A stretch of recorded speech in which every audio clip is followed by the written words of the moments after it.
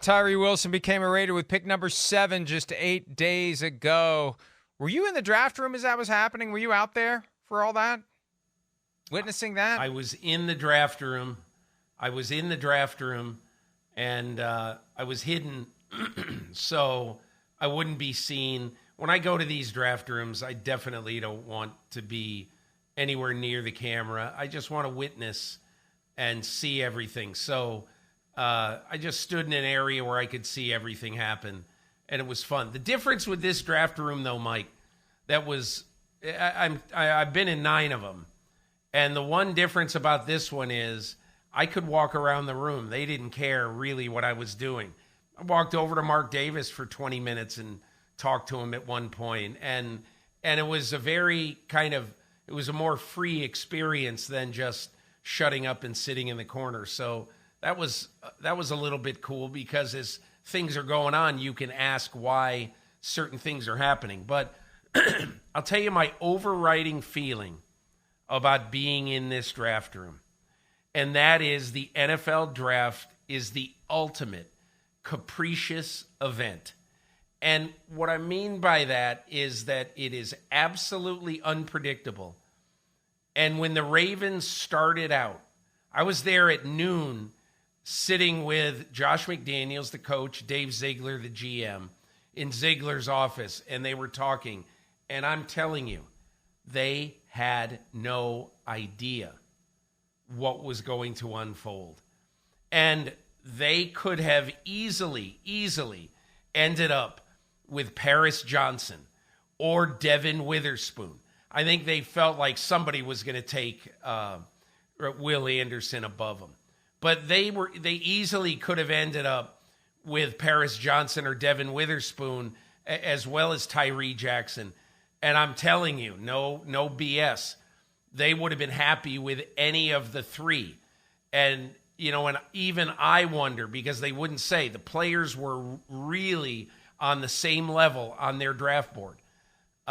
Those 4 guys, they weren't going to take a quarterback unless Bryce Young slipped to number 7.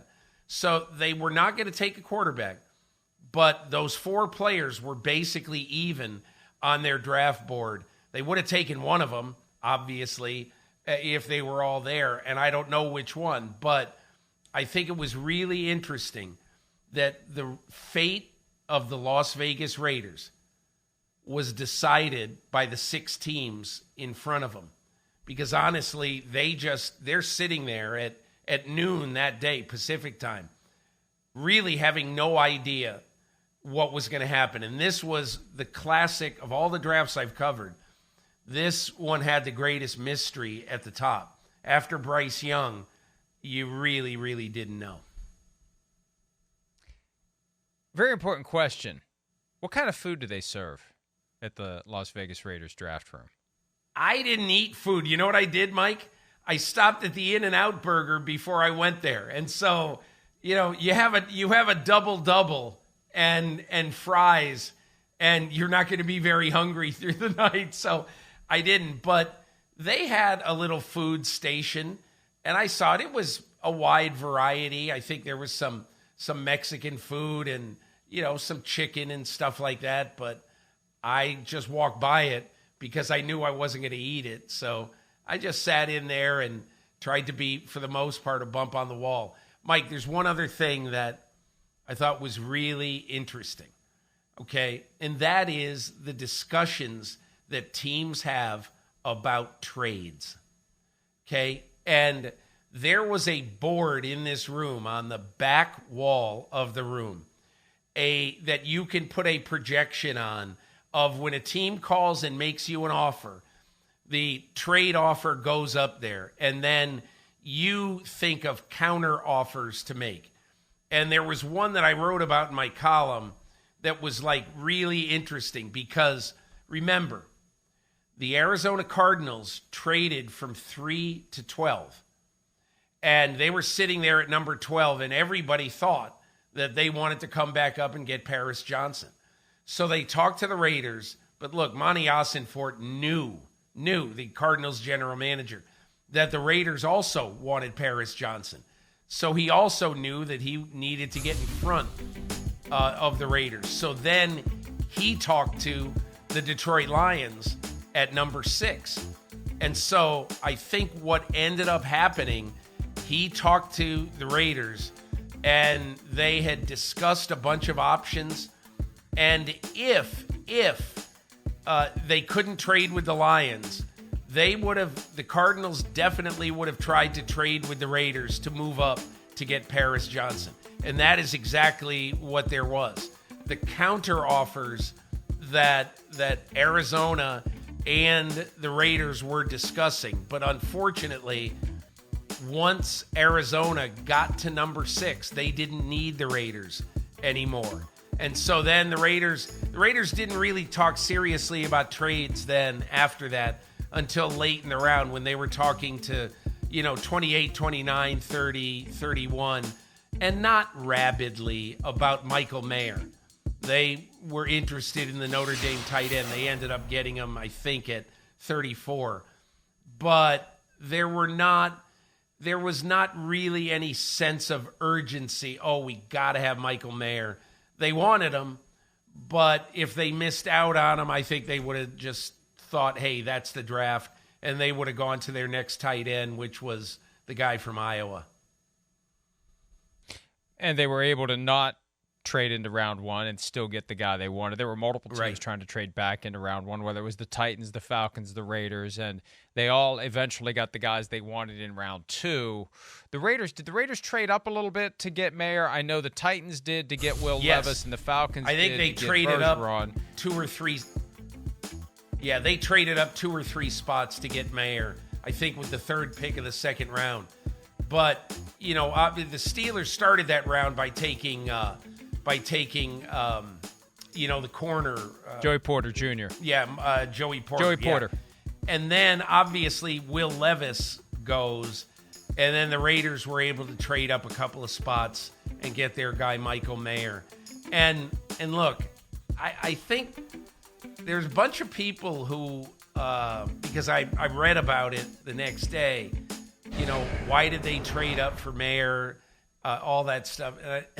And there are points of the draft, and I've seen this over the years, where you get fixated on a guy, and if you lose him, the whole organization is going to be a little bit deflated. And I think if they didn't get Michael Mayer, they would have been a little bit deflated. It wasn't the biggest thing that would have decided whether their draft was any good or not, but they just had it in their mind that this is an all-purpose tight end, but importantly, in the Josh McDaniels offense, who's not afraid to block and who's a good blocker. And obviously, after losing Darren Waller, they needed a guy. And the other thing, Mike, you know what's interesting that I've noticed now about drafts in general? There's no more of this best athlete available bunk that people used to use all the time. When I started covering the league a long time ago, it was always take the best athlete available, take the best player available. And I saw it early in my years. Parcells used to get frustrated sometimes with George Young going strictly by the board. And I think now when you look at it, like the Raiders had Sanders, the linebacker from Arkansas. They had Hyatt, Jalen Hyatt, the wide receiver from Tennessee, both up on their board. But they realized we don't need those guys as much as we need the guy we consider the best all-around tight end in this draft. So you grade the players, which I think every team does, but you also make a point. I think Houston did it at 2 and 3. I believe that Will Anderson was the highest-rated player on their board. But they picked C.J. Stroud at number 2 and then came back and got Will Anderson. But I think that is one of the things, sort of ding dong the witch is dead. Nobody in the NFL anymore lives by the best athlete available, best player available ethos on draft day. And I always believed, even when teams would insist that's what they do, their assessment of the best available player is informed by their need. you can't separate the two. You're going to gravitate more toward the players that fill a need that you have. And now that the NFL is a 1 year at a time standalone experience, there's urgency to get guys onto the field quickly. You're going to be looking for guys you can plug in. A lot of these coaches and GMs may not be there by the time the guy eventually ascends into the starting lineup if you go best available at a position where you really don't have the need. The Texans clearly had a need at quarterback. They've got needs pretty much everywhere. It's easy to list the positions at which they don't have need. You went to Houston after Las Vegas. C.J. Stroud, second overall pick. Peter, before we get into your conversation with him, because we haven't had a chance to talk in this context since it all happened, but it really felt like someone was trying to spark a slide, whether it was another team that coveted C.J. Stroud, and that's the ultimate Machiavellian approach to the draft. Get the negative stuff out there so you can get the guy you want to slip into your clutches. Or it was another agency trying to get its guy higher than Stroud and get Stroud to fall in lieu of Will Levis, for example. But at the end of the day, I give the Texans credit. They didn't wobble. They didn't waver. They didn't give in to any of that noise that was out there. They were willing to still put the name on the card, C.J. Stroud, and ignore whatever anyone might say. I can't believe they took C.J. Stroud after all this stuff came out about him just before the draft. Look, Mike, today is May 5th. 2 months ago on March 5th, how many people in the media and in America had ever even heard of the S2 test? I mean, no one. The first time I had a vague sense of the S2 test that, from a year or two ago, somebody mentioned it, but I just figured, teams give 100 tests before the draft. So I never paid attention to it. Matt Barrows of The Athletic wrote a really interesting story about it.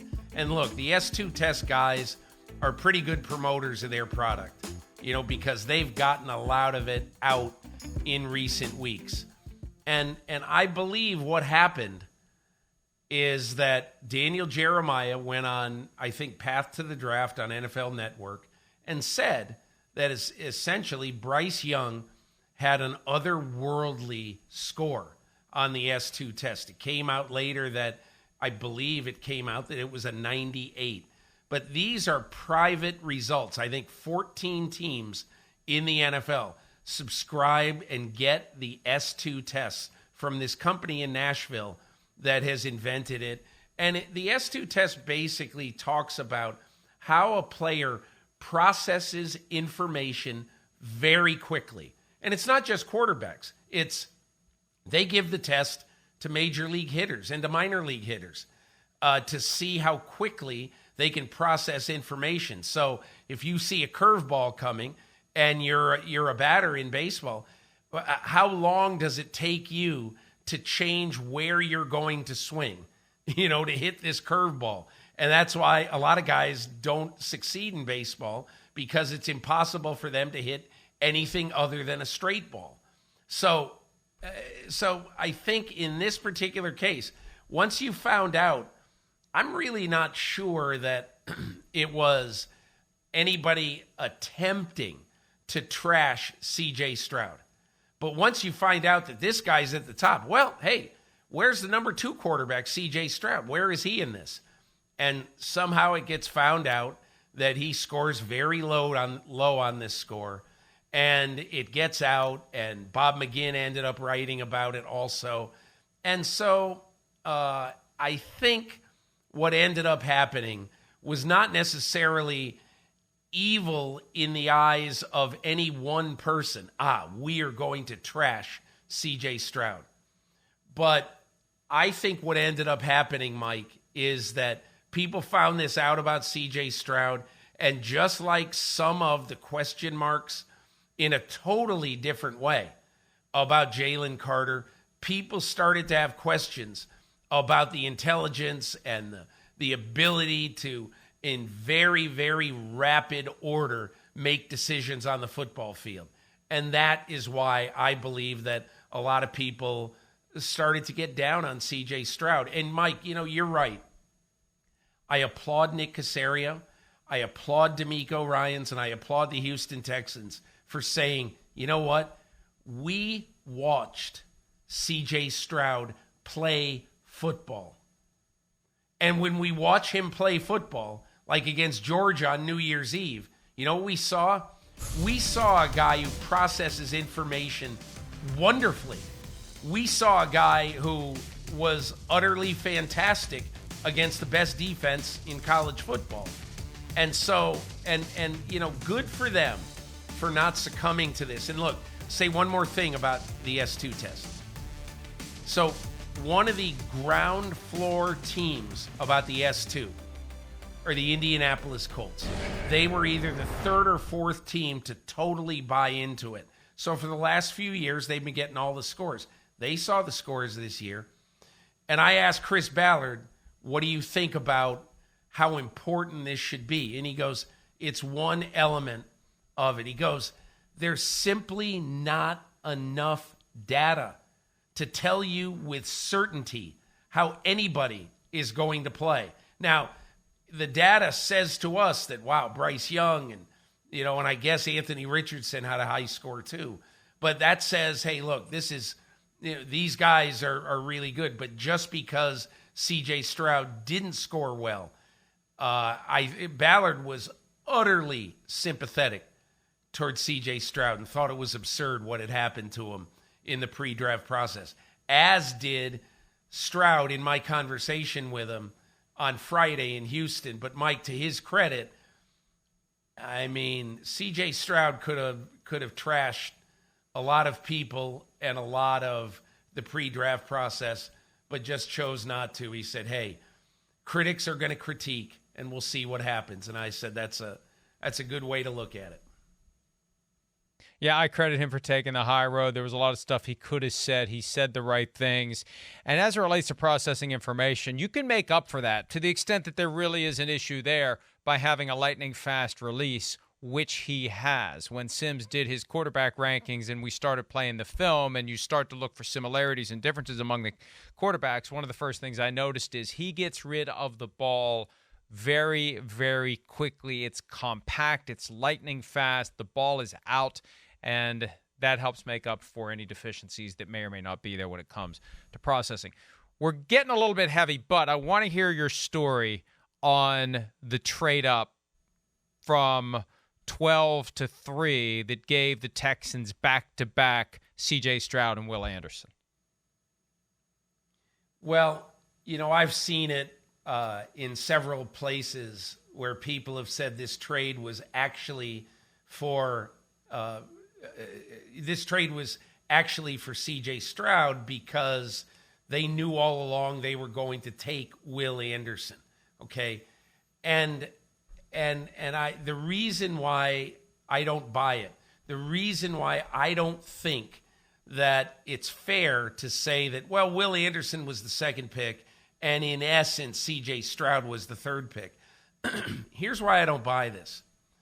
When I was in Houston last Friday, Nick Caserio told me that when Arizona was on the clock at 3, he had some discussions with Monty Ossenfort, the Arizona general manager. And Ossenfort knew that they might be very interested in that pick. And look, as I said in my mock draft, or as I wrote my mock draft, I gave Tennessee C.J. Stroud by moving up to 3 because I knew Tennessee was interested in that pick, okay? But I think what happened and what became obvious to me is that this thing was maybe pretty close to being over the goal line, but it wasn't over the goal line. Because Caserio said when I got on the phone with Ossenfort, there was still work to do on the trade. So maybe they were 90% there. Maybe they were 70% there. Maybe they had to add a sweetener. I don't know. I also talked to Ossenfort. He wouldn't say.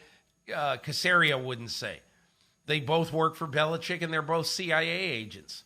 And, you know, good for them. I mean, they don't owe me anything or the public.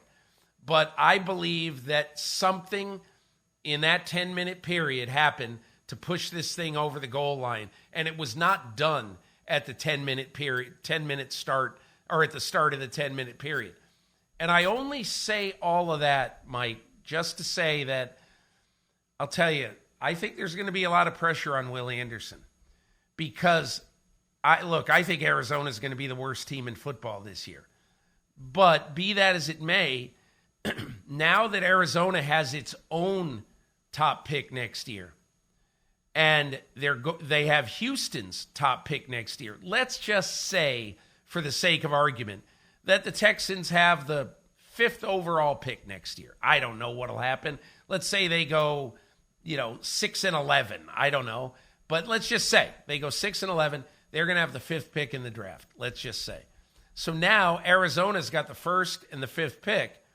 And Houston now has given up the ability to draft very high. They got Cleveland's pick. So who knows where Cleveland's going to pick next year. They're an absolute grab bag of a team, but that's the last one they have for Deshaun Watson. So, they're going to have a first-round pick, but almost certainly it's not going to be as high as their first-round pick. So my whole feeling about this is they really put a lot of pressure on Will Anderson because that pick could be incredibly valuable next April. Shades of Mario Williams, who they took 1st overall in 2006 in lieu of Reggie Bush. How do you justify that placement? What kind of stats do you generate? Do you need a sack a game? What do you do to make people say they did the right thing giving up next year's first-round pick that could be a very high pick for the Houston Texans that goes to the Arizona Cardinals instead? I've seen plenty of stories this week. Now, it's extrapolating it based upon the Vegas over-under win totals for the Texans and Cardinals, but they have the 2 lowest over-unders, which would suggest they're going to be picking 1 and 2, which means the Cardinals are picking 1 and 2, with one of those picks being the Will Anderson pick. But there's more to it for a defensive lineman than just sacks. It's disruption, it's leadership, it's everything the Texans need on that side of the ball. They get their offensive leader in C.J. Stroud, defensive leader in Will Anderson Jr. as they try to make that team better. Hi, it's Mike Florio. Thanks for watching PFT on YouTube. Hit subscribe for the latest news and analysis from Pro Football Talk.